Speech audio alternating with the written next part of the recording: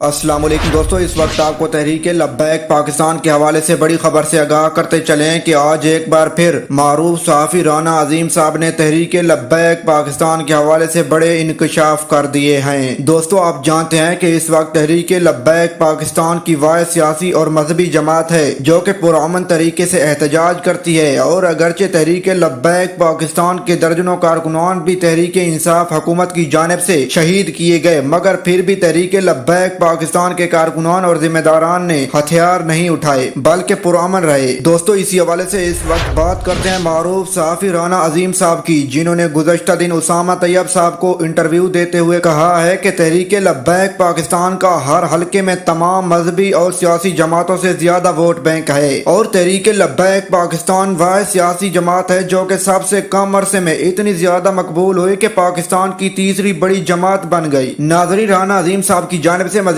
کہا گیا کہ سمجھ سے بالا تر ہے، جب بھی کوئی T V channel Tehreek Labbaik Pakistan کی کوریج کرتا ہے تو فوراً پیمرا کی جانب سے اسے نوٹیفیکیشن جاری کر دیا جاتا ہے، اور باقاعدہ طور پر پیمرا کی جانب سے ہدایت جاری کی گئی ہے کہ تحریک لبیک پاکستان کو تمام سیاسی پارٹیوں سے کم کوریج ملنی چاہیے۔ دوستو، معروف صحافی اسامہ طیب کے ساتھ انٹرویو میں انہوں نے مزید کہا کہ سمجھ نہیں آتی، نہ تو تحریک لبیک پاکستان والے دہشت گرد ہیں اور نہ ہی کرپٹ بلکہ پرامن لوگ ہیں، مگر پھر بھی ان کے ساتھ اتنی ظلم اور زیادتی کیوں کی جا رہی ہے۔